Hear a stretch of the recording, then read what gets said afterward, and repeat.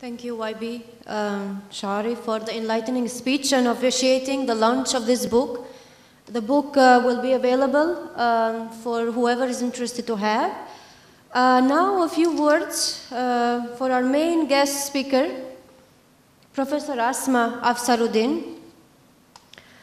She is currently a professor in the Department of Near Eastern Languages and Cultures at Indiana University. She earned her PhD at Johns Hopkins University and has previously taught at the University of Notre Dame as well as Harvard University. Her work is focused on religious and political thought of Islam, Islamic intellectual history, Quran and Hadith, as well as gender studies. In 2005, Professor Asma was actually nominated as a Carnegie Scholar. She's a member of the Academic Council of Georgetown's Prince Al-Walid bin Talal Center for Muslim-Christian Understanding. And also, she's a member of American Academy of Liberal Education's Board of Trustees.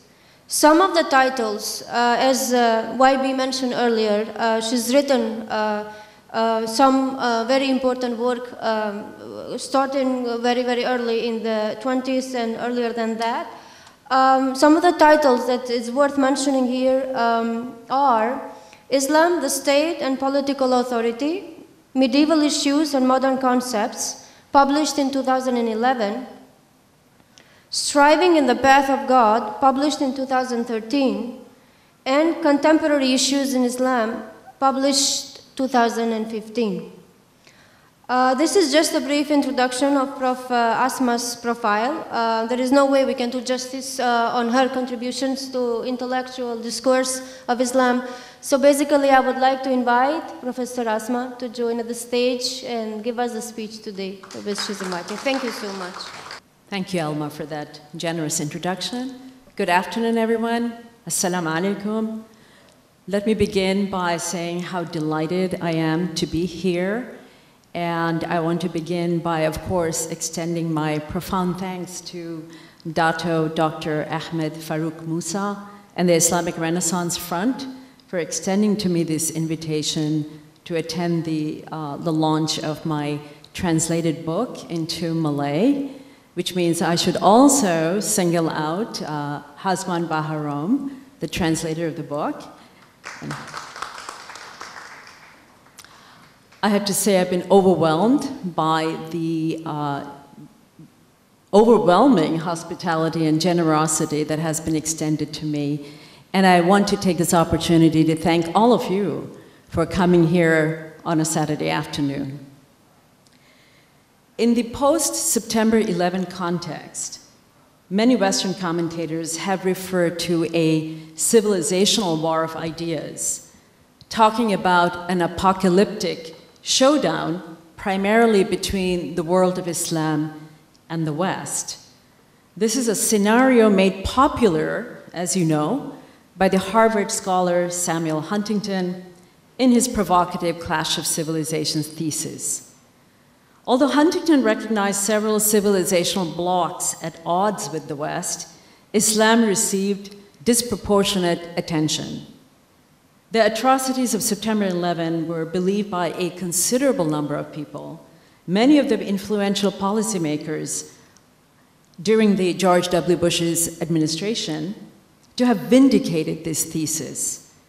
Such a belief has spawned a dangerously Manichaean world, pitting an assumed monolithic Islamic world against an assumed monolithic West, the disastrous results of which were only too evident during the Bush era and now resurgent, dismayingly, under the current Trump presidency. This Clash of Civilizations perspective is embraced by radical and militant fringe groups in Muslim-majority societies as well. These groups similarly emphasize a gaping moral and ideological divide between what they also regard as a monolithic Islamic world arrayed against a monolithic West, a rivalry that can only result in one side absolutely defeating and subjugating the other.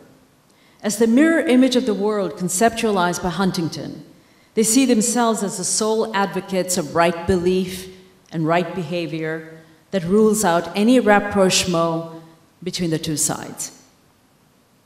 That such a Manichaean worldview would lead to unfortunate consequences was predicted by all those who had a better sense of reality and of the internal politics and dynamics of contemporary Muslim majority societies. This group of people have argued that an ideological rift was and is more evident within such societies, which are internally plural and diverse and racked by debates over highly contentious issues. The real war of ideas is therefore being waged among Muslims themselves, who are grappling against the backdrop of globalization, pluralism, and secular modernity, with questions as fraught as the nature of political authority, the scope of the Sharia, or the religious law, definitions of jihad, and roles of women. In this context, several important questions arise, which I can only partially begin to answer in the course of my presentation, but perhaps these questions can be taken up again during the discussion period. And these questions include, how are Muslims today adapting, or not, to a globalizing and modernizing world? Is liberal pluralism, broadly defined as embrace of religious pluralism, equal rights for women and minorities, and democratic governance, part of an emerging Islamic vocabulary in the 21st century? Will such ideas take root and find broad acceptance in Muslim majority societies today? The answers may well depend on how these ideas are scripted within Islamic historical and intellectual frameworks. It is important to remember in this context that many Muslims, not unlike other groups of people, envision the future according to how they remember the past. History is, after all, the record of a collective memory of things past and their significance. Faithfulness to our past history, particularly a sacred history, undergirds authenticity, and authenticity provides credibility for the present. The critical question becomes, can the collective memory of Muslims retrieve past precedents in support of democratic forms of government, for pluralism, and for the equal rights of women and minorities that are understood to be the cornerstone of modern civil societies? The response will, of course, vary. Some will vigorously deny it, others will be more qualified in their response, and yet others will heartily reply in the affirmative. To simplify matters, I will focus on the ways the first and third groups remember the past and subsequently construct the present, particularly in relation to three key issues which are prominent in their discourses. First, the nature of Sharia. Second, the nature of the so-called Islamic State. And finally, definitions of jihad. I'm deliberately not referring to other pertinent views in the middle of this spectrum on the assumption that this sharp contrast between those who I'm labeling, for our purposes, hardline Islamists or absolutists and modernists or liberal Muslims yields important insights into the construction of two highly important and competing worldviews in the Muslim world today. Elsewhere, I have described hardline Islamists as absolutists who may also be labeled as radical or militant Islamists. Now again, these labels, of course, are disputed, but for our purposes, we have to adopt some kind of a designation to refer to these groups.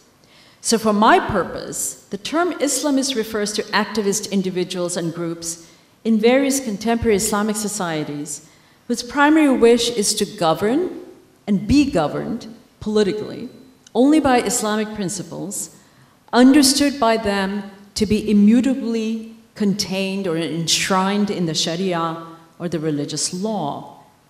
Among these individuals and groups, I am using this term to refer to particularly those who have been considerably influenced by the thought of the 20th century South Asian Muslim ideologue Abu al-Ala Maududi and his disciple, the Egyptian activist Sayyid Qutb, and his attitude towards modernity and its epistemic foundations can fairly be described as rejectionist. There are also moderate Islamists, as they're usually termed, who, while also committed to a highly politicized form of Islam, subscribe to democratic norms and embrace modern notions of gender equality and human rights to a certain extent. I'm not including such moderate Islamists in my use of the term hardline Islamists or absolutists in my discussion today. I'm also conflating modernists with reformist or liberal Muslims. In my usage, all these terms refer to observant Muslims who, starting roughly in the 18th century, began to emphasize the inherent adaptability of Islamic principles and thought to modernity. Thus, the modernists or liberals argue, typically, that certain freshly interpreted Islamic principles can reveal their conformity, their agreement with modern liberal principles of democratic government, civil society, gender equality, etc., without necessarily being identical to their formulations in Western contexts. Like the Islamists, they too would like to usher in social change, but their means of effecting change is essentially hermeneutic, that is interpretive and educational. Accordingly, they stress the rereading of religious texts, primarily the Quran and Hadith, as a legitimate exercise in ijtihad, independent reasoning, to arrive at interpretations appropriate to their historical circumstances without rejecting the classical heritage in order to foster a sense of a continuous, critical, and dynamic process of engagement with this heritage through education. Despite their respect for tradition in general, modernists are sometimes critical of traditionalists, who are perceived as unthinkingly following precedent, and sometimes stymieing the efforts of modernist Muslims to adapt to the modern world in an ethical and critical manner. Modernists, pluralists, and reformists are also called liberals and moderates by some. I hope I have sufficiently muddied the water for you. But I will be using these terms interchangeably, so I wanted to kind of warn you and put all these terms and labels out there for you. Let me now move on to broadly sketch some of the deepest differences that exist between hardline Islamists or absolutists and modernists or liberal Muslims in connection with the three issues that I identified. First of all, with regard to their views on the Sharia, hardline Islamists in general adhere to the notion of a fixed and unchangeable Sharia or religious law. The two principal sources of the Sharia, the Quran and the Sunnah, are assumed by them to admit of a single and uniform, often literal meaning. While there still may be room for interpretation in limited cases, reasoned interpretive activity, ijtihad, is the privilege of only a few, particularly those who subscribe to their worldview and share their ideological orientation. The hardline Islamists tend to reject the possibility of multiple, equally valid interpretations of the religious law as expressed in the four Sunni schools of jurisprudence, the madhahib, since in their view, proper interpretation of the law by those who are qualified to do so will yield a single uniform understanding of it. They claim to find their warrants in the precedents set by the first generation of Muslims, and by this I am of course referring to the esteemed companions of the Prophet who are part of the Salaf, a Salaf as-Salih, whom we translate, at least I'm translating the phrase as the pious forebears.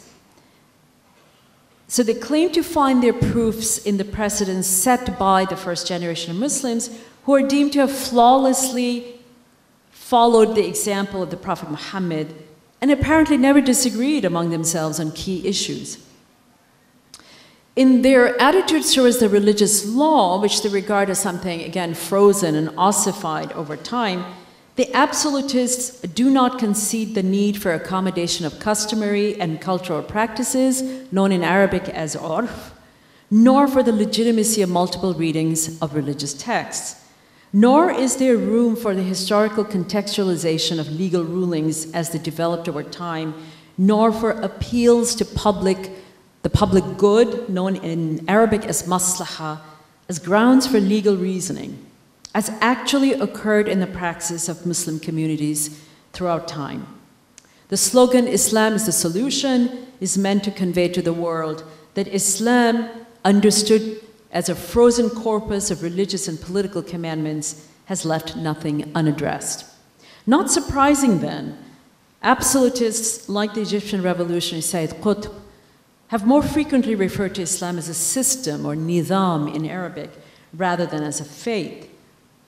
Unlike radical Islamists, modernists tend to emphasize the application of the intent and overall objectives, the maqasid of the Sharia, more than its literal injunctions, especially when the literal understanding of a specific rule in a particular circumstance would result in unusual hardship and/or violation of an inviolable, broader moral imperative. Thus, many of them argue, since the Sharia must uphold certain ethical values such as justice and mercy at all times, specific legal injunctions may never violate these fundamental objectives in any given historical time or circumstance. Those injunctions that appear to do so need to be re-examined and reinterpreted. They also place more emphasis on the identification of the underlying cause or rationale, in Arabic, the illah, of specific legal precepts than on their literal textual meaning. Modernists further believe that since the Sharia is essentially flexible and invariably just, it has enough checks and balances built into it to prevent the miscarriage of justice. Punitive sanctions that appear on the surface to be harsh are usually difficult to implement, since the conditions for proving the commission of the crime for which these sanctions exist are practically impossible to fulfill. Modernists thus hold that hudud punishments, for example, these are the capital punishments for certain crimes and offenses, are essentially deterrent in nature and have been carried out infrequently in Muslim-majority societies throughout history. The law as interpreted in the pre-modern period, say the modernists, should not be understood nor applied in a literal manner in modern societies. Modernists argue against the notion of an all-pervasive nature of the Sharia as a legal code, as maintained by Islamists, and against the notion that the Sharia comes with ready-made answers to every imaginable circumstance. They tend to affirm that the reach of the religious law extends to many aspects of human existence, while not directly addressing others. Outside of worship, in Arabic ibadat, the Sharia offers broad guidelines rather than detailed injunctions for proper conduct in various spheres of social and other forms of interaction, in Arabic mu'amalat. The religious law certainly does not and cannot have a specific injunction in advance for every possible human situation or contingency. The Quran, the principal source of the religious law, is not a law book, but is primarily a moral code from which a legal system may be derived. And I'm citing here the opinion of the great scholar of Islamic studies, Fazlur Rahman. This derived legal system is the result of human reasoning and effort, which allows specific legal rulings to be extracted from the Quran as well as from the Sunnah. This science, or the study of law, that is jurisprudence, which leads to the derivation of legal rulings, is called fiqh in Arabic. In its basic dictionary meaning, Fiqh broadly refers to human understanding and rational discernment. Islamists and modernists are essentially in agreement that the Sharia must always be respected. But they tend to talk past one another when the former, that is the Islamists, mistake fiqh for Sharia and or use the terms interchangeably. Jurisprudence or fiqh is, however, a human intellectual activity and therefore fallible and changeable. Specific legal interpretations resulting from the deliberation of jurists were crafted in response to specific historical and social circumstances. Changed circumstances, the modernists insist, necessitate changed interpretations in conformity with the objectives or the maqasid of the law. Modernists see a fatal problem arising from the conflation of jurisprudence with the religious law itself, that is, of fiqh with Sharia by hardline Islamists and often by traditionalists as well.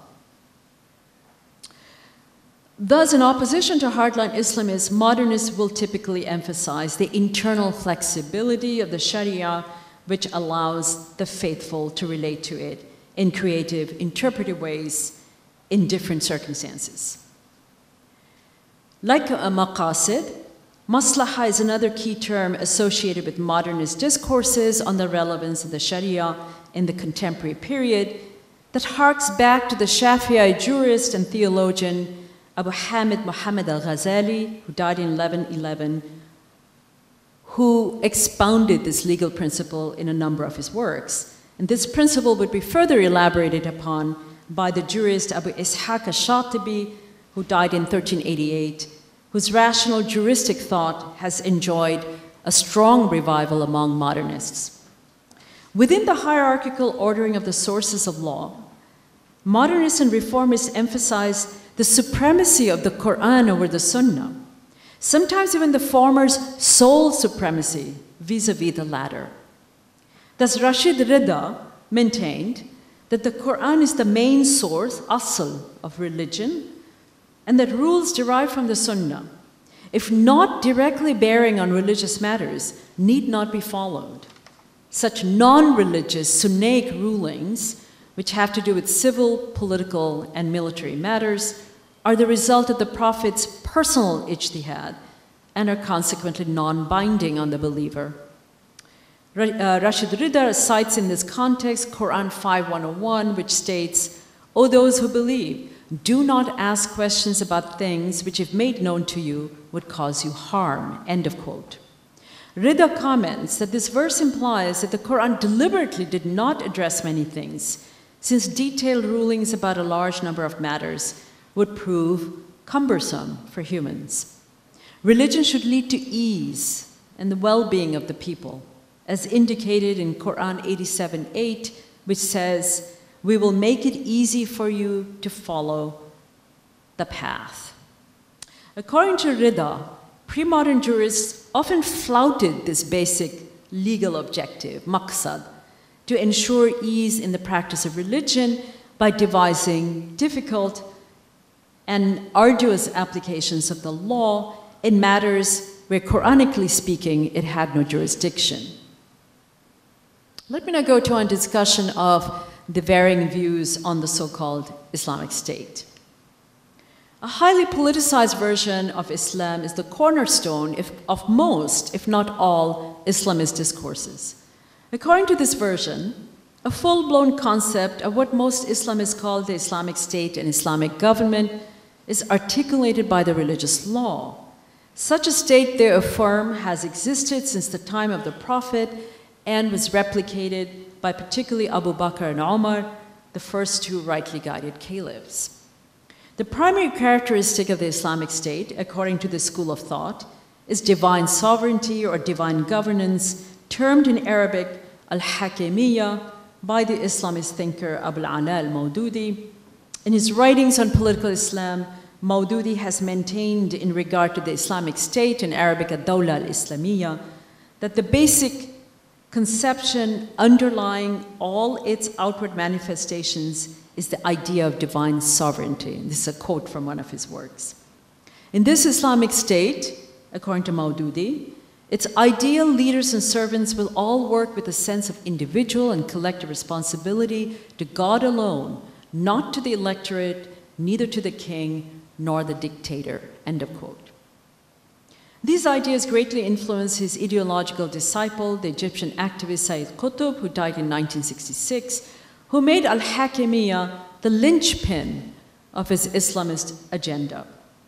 In his strident political manifesto, Ma'alim fit Tariq, which has been translated into English as milestones or signposts on the path, Qutb invokes the latter part of Quran 4:59, which states, if he should differ in regard to anything, then refer it to God and the Messenger, and understands it to thereby place an absolute limitation on the authority of human beings.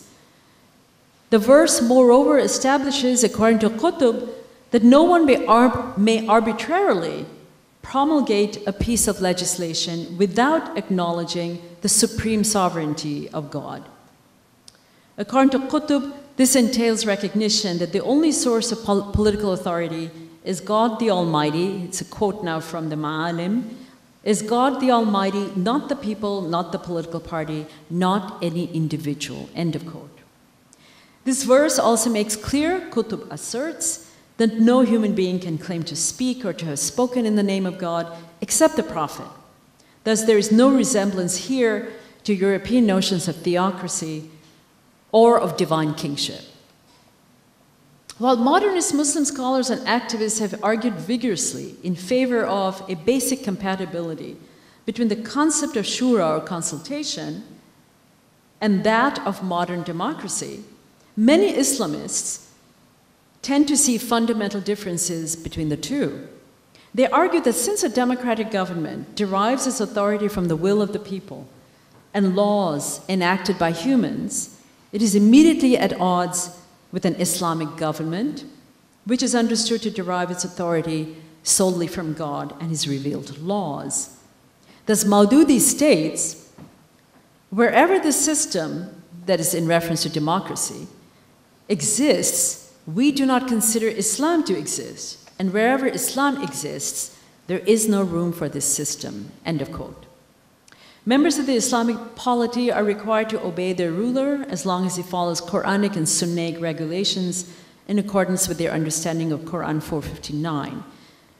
Maududi further adds that such a ruler in turn derives his legitimacy from the consent and freedom of the Muslims. Now, although this last statement sounds quite democratic on the surface, it should be remembered that Maududi and Qutb had very specific and exclusivist notions of exactly who qualifies as a true Muslim. Maududi, in fact, subscribed to what he described as theodemocracy, or a democratic caliphate. In this conceptualization, the ideal Islamic state is headed by virtuous rulers who govern its contented and obedient citizenry consensually and perfectly in accordance with the assumed transparent political mandate as they understand it, provided by the Quran and the Sunnah. In contrast, with regard to the Islamic State, modernists do not necessarily have a consistent position on this issue. Some modernists may advocate the establishment of a state that would be recognizably Islamic, particularly by upholding the Sharia, which, however, unlike the Islamists, is understood by them to be adaptable to and accommodating of modern life and its complexities. For modernists, the revival of the caliphate is, as an institution, is not part of their reformist project, although the revival of the ethical and political principles associated with the Rashidun Caliphate usually is. Furthermore, unlike the absolutists, modernists do not believe that there is a preconceived blueprint specifying the structure or format of an Islamic state as such. The Quran is essentially apolitical, they affirm. And over time, a separate science of government and bureaucratic administration under the rubric of siyasa emerged, which dealt with purely worldly and pragmatic matters. Rather than advocating a pure type of Islamic state, modernists tend to regard any state which guarantees certain basic individual and communal rights and liberties as being in conformity with broad moral parameters and thus meeting the Islamic litmus test. The actual mode of governance may be decided upon by consultation with knowledgeable people, the consent of the public, and the prevailing historical circumstances, since they believe that there are no specific religious directives concerning this matter. In the contemporary period, Muslims tend to invoke the precedent set by Abu Bakr, the first caliph, to argue for a basic right to elect their political representative and to hold them accountable for their behavior in office.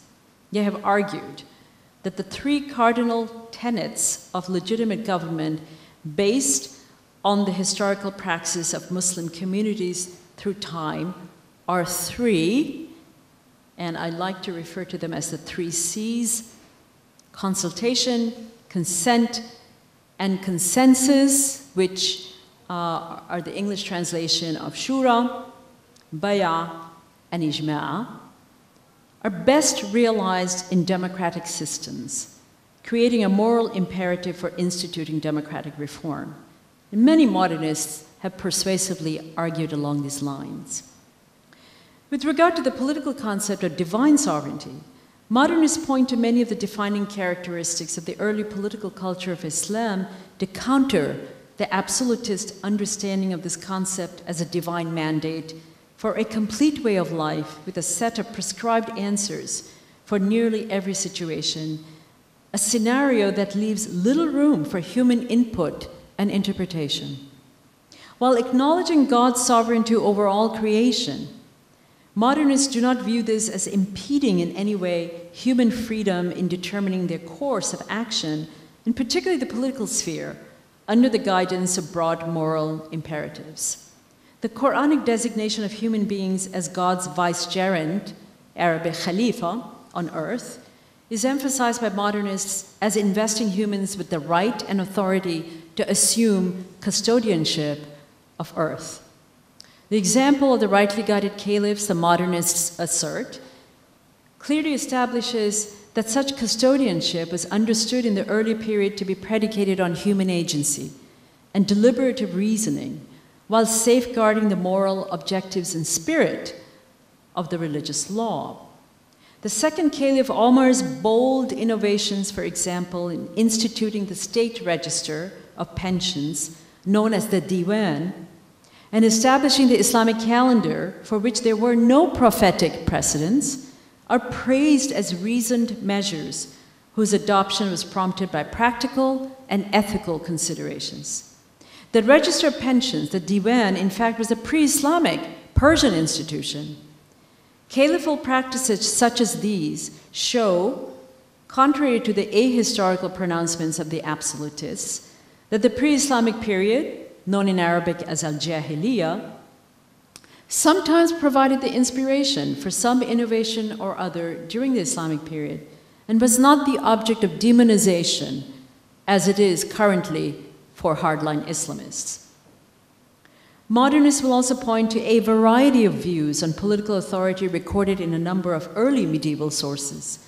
For example, the well-known Shafi'i jurist and political theorist Al-Mawardi, who died in 1058, in his influential work, Al-Ahkam al-Sultaniyya, the Ordinances of Government, as it's usually translated into English, describes the imamate as necessary both for the protection of religion and for the proper administration of the world.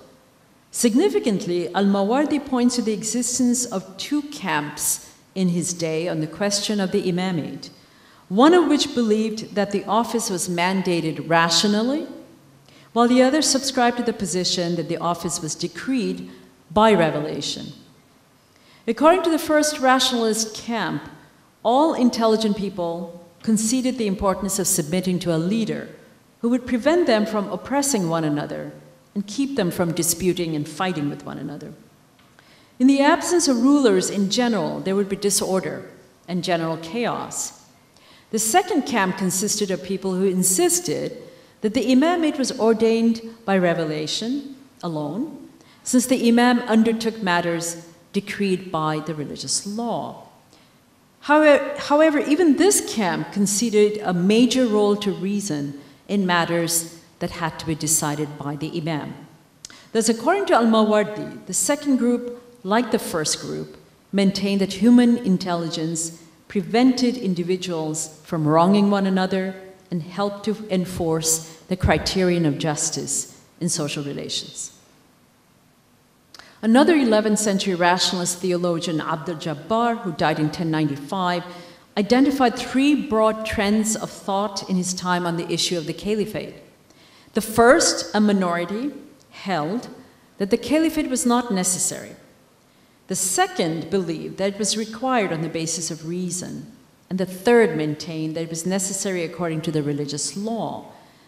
In the 14th century, a scholar by the name of Adud ad-Din al-Iji, he died in 1355, continued to maintain that popular consensus from the time of Abu Bakr onwards and social utility rather than religious doctrine had established the necessity of the caliphate.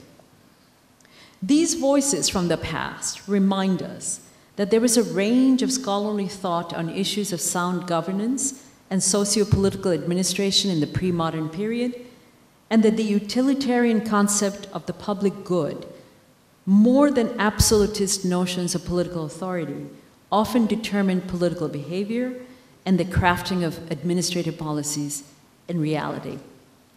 And now finally, with regard to their views on jihad, the extremist absolutist view of the world holds that Islam represents a drastic rupture with everything that went before, erases the validity of prior religious traditions, and mandates its political hegemony over all.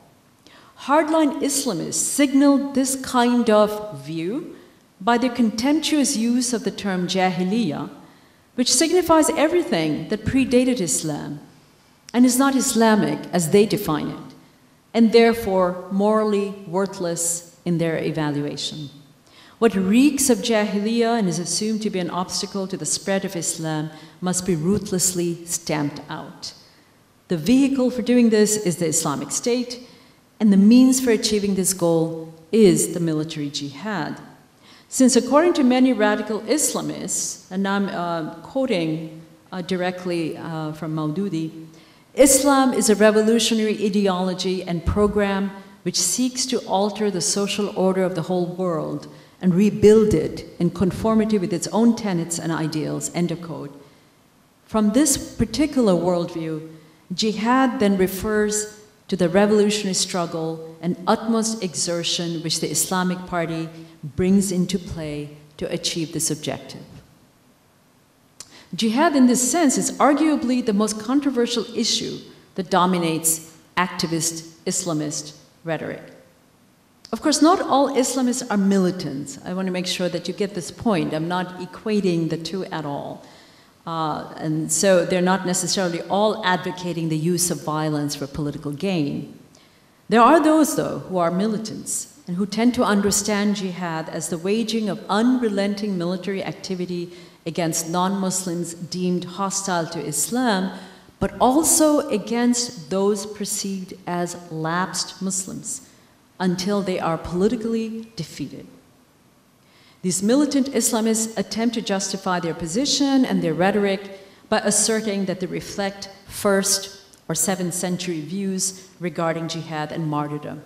And they refer in particular to the so-called sword verse, Quran 9:5, without any contextualization as a key proof text for their militant position. They have developed a cult of martyrdom, in justification of which they appeal to the hadith genre known as the excellences of jihad, in Arabic, fada'il al-jihad. And this genre of hadith tends to contain many unreliable and fabricated reports in praise of military activity, and which many scholars regard with considerable skepticism. The binary vision of the world articulated by jurists of the 9th century, which divided it into the abode of Islam, the Darul Islam, and the abode of war, Darul Harb, finds considerable resonance among radical Islamists. Despite the fact that these divisions are not to be found either in the Quran or the Sunnah, a fact that is actually not known to many of them, they tend to promote these categories and the worldview behind them as normatively decreed. They thus appeal to the legal opinions of the 9th century jurist Ash-Shafi'i, who fully articulated this binary conception of the world, which however he had qualified by the addition of a third domain, the abode of treaty or reconciliation, the Darul Sulh or Darul Ahad. By the 12th century, this notion of a binary world had become quite passé, as it no longer matched the political realities of the time. However, militant Islamists have resurrected the 9th century concepts of opposed dual spheres in the contemporary period, preferring to ignore the period before the late 8th century, from the time of the early Salaf, that is, when these notions had not existed, as well as ignoring the later period when these concepts fell into disuse. They also prefer the understanding of jihad as exclusively armed combat, a meaning that had gained prominence from roughly the 9th century on, again, bypassing the earlier period when this was a much more diverse and polyvalent term, that is a term with multiple meanings, reflecting its Quranic usage. These hardline Islamists also skip over the later period when the spiritual significations of jihad became considerably pronounced, especially in Sufi circles. Radical Islamists, in fact, are dismissive of hadiths, which speak more highly of spiritual and non-militant forms of jihad than the military ones, such as the famous hadith, which divides jihad into the greater and lesser one. The term jihad for them primarily serves to connect the religious to their worldly and political ambitions. Modernists find the radical Islamist conceptions of jihad to be abhorrent and have trouble with a considerable portion as well with the classical juridical conceptions of jihad and their related concepts. They point out that Ash-Shafi'i divided the world into those three realms that I discussed, the abode of war, peace, and treaty, on his own initiative, without appealing to religious texts, since these terms are not to be found in either the Quran or the Hadith literature. Modernists point to this as an example of independent legal reasoning or ijtihad on Ash-Shafi'i's part in order to make sense from an Islamocentric point of view of the conflict-ridden world that he inhabited in the 9th century and which has no bearing on the contemporary world. Thus, Muhammad Abdu and Rashid Rida recognized that the assumed bipolar division of the world had been defunct for centuries and explicitly affirmed that peaceful coexistence was the normal state of affairs between Islamic and non-Islamic nations. Mahmoud Shaltut, who died in 1963, the reformer who became the rector of Al-Azhar University, expressed a similar belief.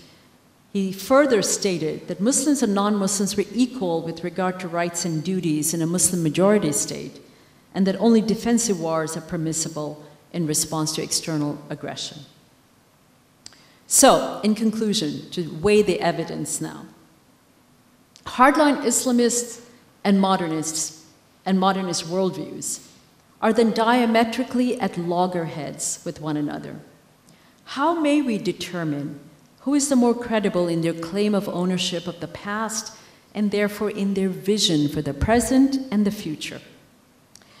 In my book, The First Muslims, I showed, or I hope I showed, that based on the evidence contained in early reliable sources, it is the modernists or liberal Muslims who may be regarded as having more faithfully captured the spirit of the times of the Prophet and his immediate successors.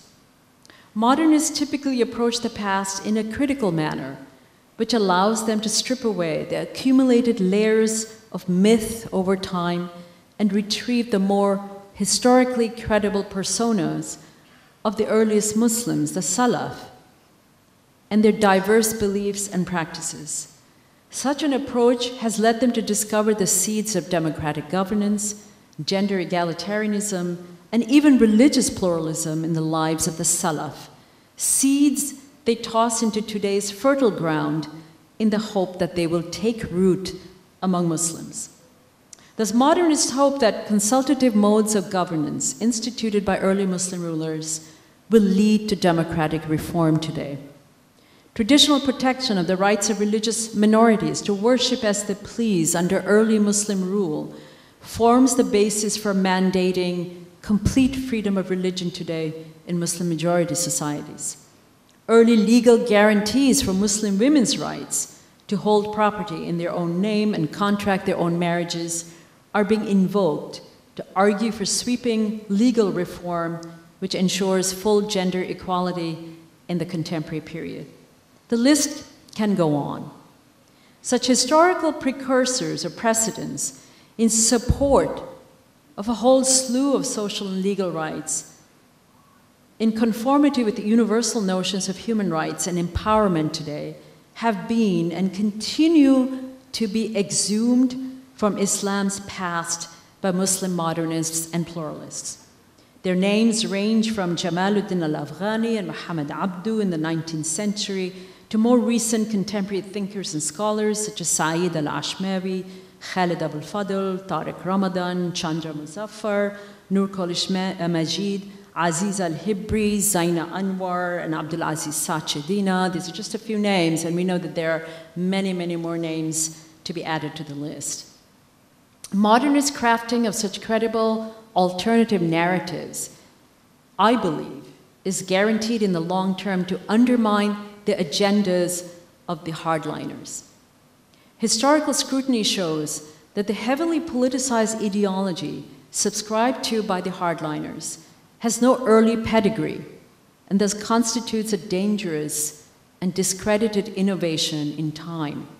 The term al-Hakimiyya is not encountered before the 20th century, despite the protestations of the absolutists to the contrary, and the concept represents, in fact, a rupture from mainstream Sunni political thought. By their own criteria, hardliners who claim faithfulness to the practices of the Salaf have fallen dangerously short of providing a credible platform for revival and reform in Muslim-majority societies. Rather than the much-touted clash of civilizations, this internal struggle between hardline Islamists and modernists or liberal Muslims for the soul of Islam, as it has been described, is the real crisis for Muslims. How this crisis will be resolved is not easy to predict. For the long term, the revival of religious learning and historical scholarship among Muslims will prove to be the most effective counterweight to the rhetoric and demagoguery of the absolutists. And thank you very much for your attention.